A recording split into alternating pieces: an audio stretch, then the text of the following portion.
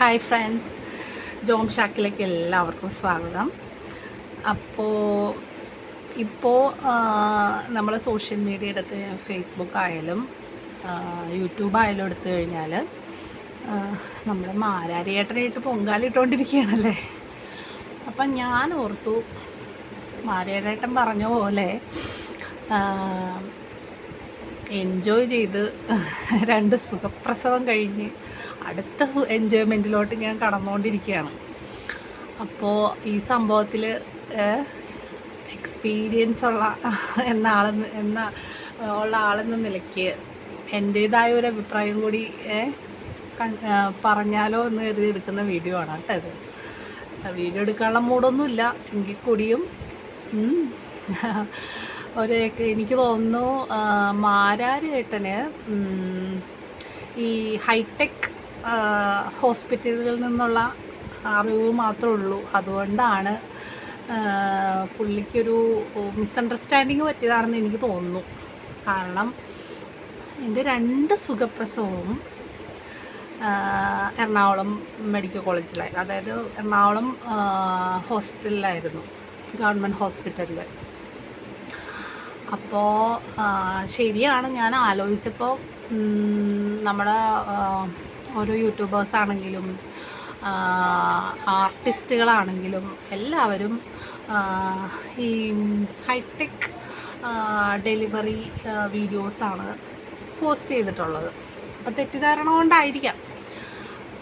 പിന്നെ പുള്ളി പറയുന്ന പോലെ ഹോസ്പിറ്റലുകളിൽ നടക്കുന്ന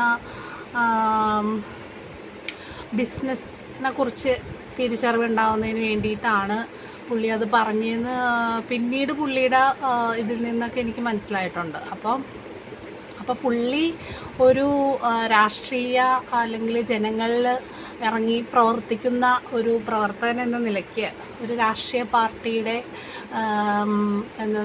റെപ്രസെൻറ്റേറ്റീവ് എന്ന നിലയ്ക്ക് ഗവൺമെൻറ് ഹോസ്പിറ്റലുകളിലും കൂടി നടക്കുന്ന സുഖപ്രസവങ്ങളെക്കുറിച്ചൊരു സർവേ എടുത്തിട്ട് കൂടി വേണമായിരുന്നു ഇത് പറയേണ്ടത് എന്ന് എനിക്ക് തോന്നുന്നു.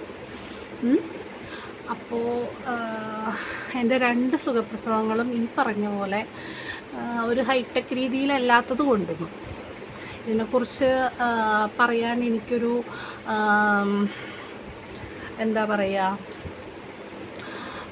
എക്സ്പീരിയൻസ് ഉള്ളതുകൊണ്ടും ഞാൻ ഓർത്തു അന്നൊരു വീഡിയോ ചെയ്യാം.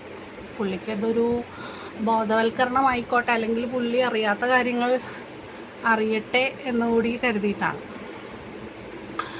അപ്പോൾ എനിക്ക് 2 കുട്ടികളാണ്.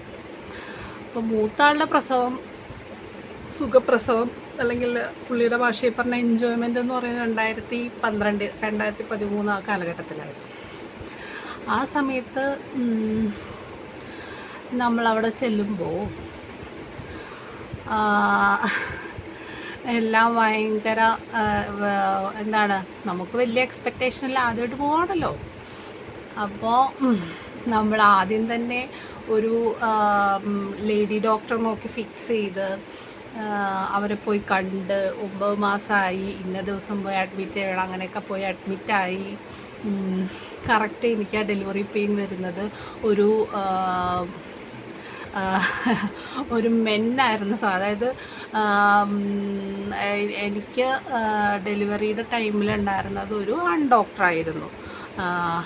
പിന്നെ ആ ഡോക്ടറിൻ്റെ ഒ പി ടൈമിനായിരുന്നു, അല്ലെങ്കിൽ ആ ഡോക്ടറിൻ്റെ ഡേയിലായിരുന്നു നമ്മുടെ ഡെലിവറിയും കാര്യങ്ങളൊക്കെ. പിന്നെ അതിൻ്റെ ഉള്ളിലോട്ട് കയറി കഴിയുമ്പോൾ, അതായത് നമുക്ക് ഡെലിവറിയുടെ ഡേ എന്ന് പറയുന്നത് വേദന എന്ന് പറയുന്നത് എനിക്ക് വെളുപ്പിന് ഒരു 4 മണി തുടങ്ങി വേദന തുടങ്ങി. ഈ പറഞ്ഞ പോലെ എപ്പിഡ്യൂറലോ അങ്ങനെയുള്ള ഒരു കാര്യങ്ങളൊന്നും അവിടെ ഇല്ല. അപ്പം തുടങ്ങി നമ്മൾ അവിടെ ചെന്ന് പറയും നേഴ്സുമാരോട്. ശരിക്കും പറഞ്ഞാൽ ഡെലിവറിയുടെ ടൈമിൽ നമ്മൾ അവിടെ ചെല്ലുമ്പോൾ നമ്മളെ പരിചരിക്കാൻ ഏറ്റവും കൂടുതലുണ്ടാകുന്ന നേഴ്സുമാരാണ്. ഡോക്ടറേക്കാൾ ഡിമാൻഡാണ് നേഴ്സുമാർക്ക്. ഓക്കെ, അപ്പോൾ അവർ പറയും സമയമായിട്ടില്ല പൊയ്ക്കോ എന്ന് പറയും. നമ്മളിപ്പോൾ ഇത് ആദ്യമായിട്ട് പോകണമാണല്ലോ, നമ്മുടെ വിചാരം ഇപ്പം തന്നെ ഡെലിവറി ആവുന്നു. ഈ വേദനയെന്ന് പറയുന്നത് ഇപ്പോൾ പീരീഡ്സിൻ്റെ വേദനയുടെ ഒരു 5 മടങ്ങ് എത്രയുണ്ടോ അത്ര എൻജോയബിളായിരുന്നു. അപ്പോൾ നമ്മൾ വേണ്ടപ്പെട്ടവരൊന്നും കാണാൻ സാധിക്കത്തില്ല. നമ്മുടെ ഹൈടെക് പോലെ നമുക്കവിടെ ഹസ്ബൻഡിനെ കൊണ്ടോ അമ്മായിയമ്മയോ അമ്മയോ ആരെയും കാണത്തില്ല.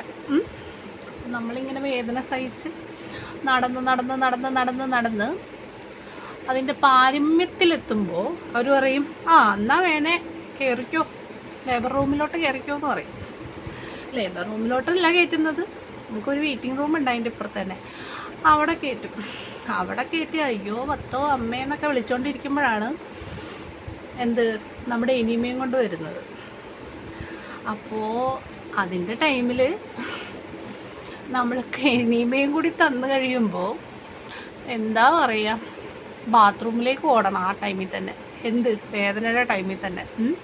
അവിടെ ചെന്ന് കഴിഞ്ഞാൽ നമ്മൾ വിചാരിക്കും ബാത്റൂമിൽ ഇപ്പം പെറ്റിടുന്നത്, ആ അവസ്ഥയിലാണ് അവിടെ പോയിരിക്കുന്നത്.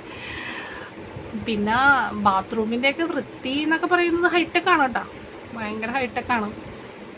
നിങ്ങൾക്ക് പരിശീലനമുള്ളവർക്ക് അറിയാൻ പറ്റും അതൊക്കെ. അങ്ങനെ ഹൈടെക്കിൽ നമ്മൾ ബാത്റൂമിൽ വരികയും പറയും മതി ജോലി, എന്തിനവിടെ പോയി എത്ര ഇരിക്കണേന്നൊക്കെ പറഞ്ഞിട്ട് പുറകെ വരും ആൾക്കാർ. ഓക്കെ, അതും കഴിഞ്ഞ് അവിടെ പോയി അല്ലോ പടച്ചാനേ എന്നൊക്കെ പറഞ്ഞ് പോയി കിടപ്പ. അപ്പോഴാണ് ഇപ്പുറത്ത് കിടക്കുന്ന ഒരു കുട്ടി ഉണ്ടായിരുന്നു ഞാൻ പോയ സമയത്തെ. ആ കുട്ടിയുടെ ഒച്ചപ്പാട് കേൾക്കണം. എന്താണെന്ന് വെച്ച് കഴിഞ്ഞാൽ ഡോക്ടറെ എന്നെ സിസേറിയൻ ചെയ്യുന്നു പറഞ്ഞ് കരച്ചില്ല. അപ്പം ഞാൻ ഓർത്ത് ദൈവമേ, ആ കുട്ടി അവിടെ ആരോ പറയണേട്ട് ആ കുട്ടി ഞാൻ പോണേൻ്റെ തലേ ദിവസം, അതായത് ഒരു ദിവസം അവിടെ കിടക്കുമോ, 1.5 ദിവസമായിട്ട് അവിടെ കിടക്കുമോ വേദന കൊണ്ടിട്ടെ. അപ്പം ആരും തിരിഞ്ഞു നോക്കണില്ലെന്ന് പറഞ്ഞാൽ വേദന പ്രസവമാകുമ്പോഴേ അവർ അന്വേഷിക്കുള്ളൂ. അവർ വന്ന് നോക്കും. അതിൻ്റെ ഇടയിൽ വന്ന് ഇന്ന് നമ്മൾ എന്താ പറയുക, ഈ എന്താണ് അമ്മയ്ക്ക് പ്രാണവേദന ഒക്കെ വീണവായന എന്നൊക്കെ പറയണ എന്തോ ഒരു വഴുതിലുണ്ടല്ലോ, ആ ഒരു ഇതുപോലെ തന്നെ വന്ന് ഹാർട്ട് ബീറ്റൊക്കെ നോക്കാൻ വേണ്ടി വന്ന് ആ ജെല്ലങ്ങ് ഇടുമ്പോൾ തന്നെ നമ്മുടെ പ്രാണം പോകും. ആ കൂളിങ്ങൊക്കെ വരുമ്പോഴത്തേക്കും അതിങ്ങനെ ഫുൾ ടൈം ചെയ്തുകൊണ്ടിരിക്കും. അതൊക്കെ ചെയ്യുന്നത് അസിസ്റ്റൻസ് അല്ലെങ്കിൽ അവിടെ നഴ്സിങ്ങിന് പഠിക്കാൻ വരുന്ന കുട്ടികൾ അങ്ങനെയുള്ള ആരെങ്കിലുമൊക്കെ ആയിരിക്കും. അപ്പോൾ അവർക്ക് പഠനം, നമ്മളിങ്ങനെ കിടന്നു കൊടുക്കണം. അതിൻ്റെ ഇടയിൽ വേദന കൂടിക്കഴിഞ്ഞപ്പോഴത്തേക്കും ഒരു നഴ്സ് ചോദിക്കുന്നുണ്ട്, എന്തിനിങ്ങനെ നടന്ന് ഒച്ചയെടുക്കണത്? നമ്മൾ ചീത്ത പറയുക, എന്തിനിങ്ങനെ നടന്ന് ഒച്ചയെടുക്കണേ, നിങ്ങൾക്ക് സമയമായിട്ടില്ല, എന്തിനും ഒച്ചയെടുക്കണേന്ന് പറഞ്ഞപ്പോഴത്തേക്കും വേറെ നഴ്സ് കൊണ്ട് പി വി നോക്കുമ്പോഴത്തേക്കും എന്താ ബേബി വന്ന് നിൽക്കുക, ബേബി വന്ന് നിൽക്കും. അപ്പോൾ അടുത്ത നഴ്സാണ് ഓടിക്കും, ലേബർ റൂമിലേക്ക് എടുത്ത് ഓടിക്കോളാന്നാണ് പറയണേ.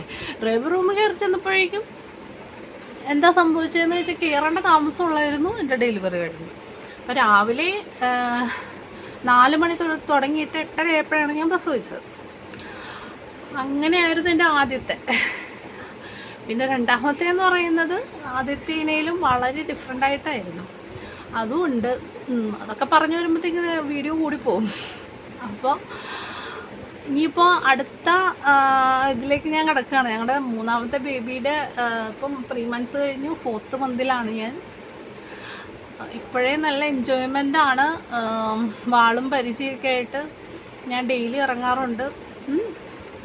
അപ്പോൾ ഇതിൻ്റെ കണ്ടിന്യൂവേഷൻ വീഡിയോ ഞാൻ വേണേൽ ചെയ്യാം.